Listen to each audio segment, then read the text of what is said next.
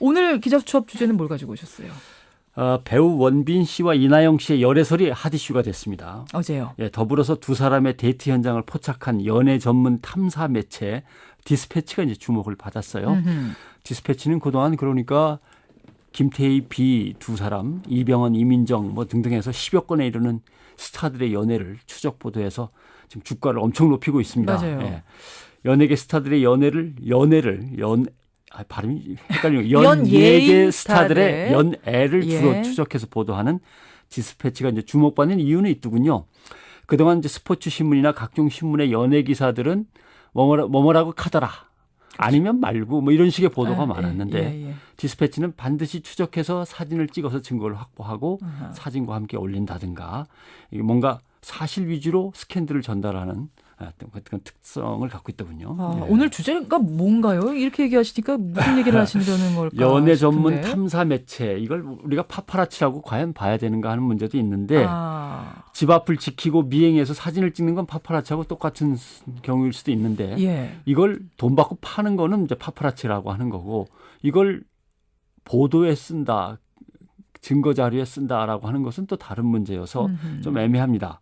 그런데 이름을 뭐 파파라치라고 부르던 연애 전문 탐사 매체, 뭐 연애 전문 폭로 매체 뭐라고 붙이든 간에 중요한 것은 연예 산업, 엔터테인먼트 산업이 발전하고 거기에 따라서 연예인 가십을 대중들이 더 목말라 하고 돈은 자꾸 그리로 몰리고 또 스포츠 신문이나 인터넷 신문이 연예 기사를 가지고 경쟁하다 보니까 결국은 연예 전문 폭로 매체라고 하는 전문 매체까지 이제 생겨난다. 그 흐름은 보셔야죠. 분명한 거죠. 그 원인은 분명한 거란 말씀.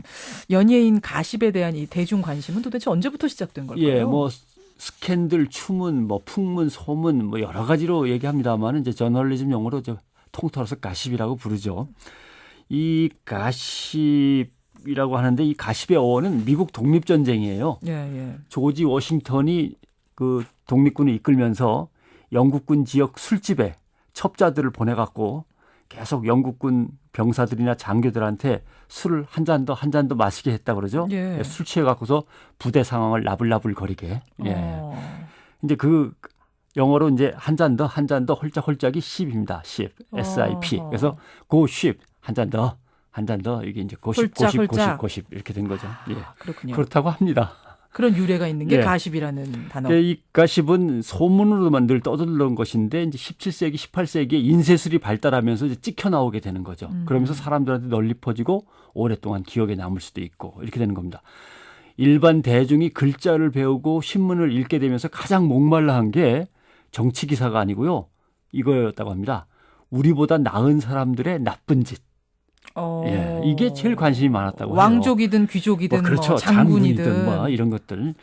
우리보다 나을 것도 뭐 특별한 것도 없는 인간들이군. 이러면서 열등감을 갖다 좀 씻어내리고 또 한편으로는 막 비판을 가할 건 가하고. 그러다가 이번 경우처럼 영화 배우가 연예인이 가십의 대상이 된 건 언제부터입니까? 아무래도 이제 1930년대 후반입니다. 영화가 발달한 미국 할리우드에서 시작이 됐죠. 그때는 기사라기보다는 칼럼 스타일로 주로 썼는데 영화 배우를 대상으로 해서 전문적인 연예 가십을 쓰는 사람들은 봉급을 신문사에서 받는 게 아니고 영화사에서 받았대요. 그때는. 그래요? 그러니까 여배우나 이런 사람들한테 치명적인 건 안 쓴 거죠. 영화 흥행에 도움이 될 가십들을 주로 썼습니다. 1950년대에 들어서 이제 전문 가십 잡지가 등장하는데 컨피덴셜이라고 하는 유명한 잡지입니다. 지금은 없어졌습니다만은 남녀 배우의 야하고 야비한 뒷얘기를 다루는 전문 매체가 등장을 했죠.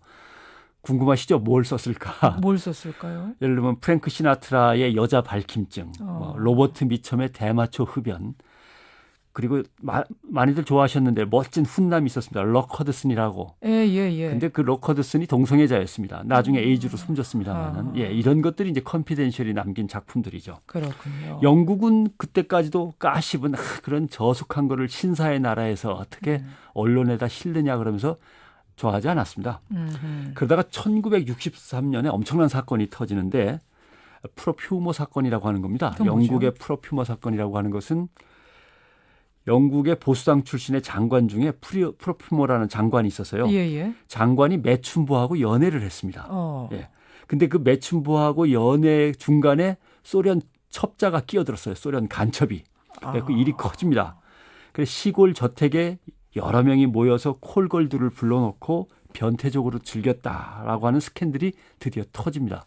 이거 뭐 국가 보안과 관련된 엄청난 스캔들이죠. 일종의 우리나라 뭐 별장 성접대 스캔들. 이거 예, 결국 지금 조용한데 기억하시는군요. 예, 예. 뭐 이런 거 비슷하네요. 오늘 새벽에 그 건설업자 영장이 더 보완해 갖고 오라고 반려되긴 예, 했습니다만은 예. 예.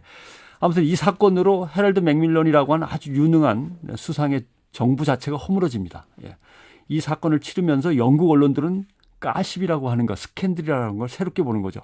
아, 이거 장사가 된다. 이거 크게 번질 수도 있는 거구나. 그래서 그때부터 막 영국 신문들은 앞다투어서 왕족, 귀족, 정치인들의 가십, 스캔들에 매달리기 시작합니다. 그때부터군요. 1960년대. 미국은 이제 뭐 이게 번성하죠.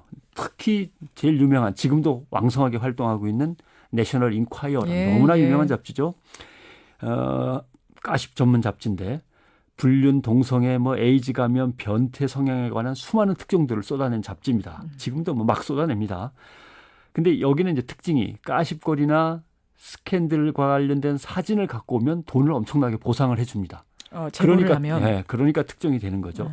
엘비스 프레슬리 사망도 특종했고 오제이 심슨의 아내와 그 남자친구가 죽었을 때도 이 인콰이어러 특종이었고 여기군요. 타이거 우즈 스캔들도 여기 거고요. 아. 뭐 안 걸린 사람이 없습니다. 영화 배우 중에는. 특히 예. 오바마 대통령도 여기에 걸려서 섹스 스캔들이 한 번 있었죠. 그게 이 2011년. 잡지군요. 예. 그게. 물론 오보로 판명나서 오해를 벗었습니다마는 예. 대통령도 예외가 아닙니다. 그리고 스티브 잡스가 췌장암으로 곧 죽는다 그래갖고 주가를 떨어뜨린 것도 이 잡지고. 그래서 결국 이 잡지 때문에 워싱턴 포스트나 뉴욕 타임즈까지 요새 가십에 신경을 많이 쓰고 있죠. 연예계 스타나 유명인들을 둘러싼 이런 가십성 기사 보도 줄어들 것 같진 않아요. 다들 궁금해하는 그런 심리, 그럼요. 관음증 같은 게 있기 때문에. 옛날에는 가십이라고 안 부르고 가십거리라고 불렀습니다. 그렇죠. 가십거리 뭐 이렇게 했는데 이제는 하찮은 얘기가 아닙니다. 사회문화의 주요 구성 요소죠.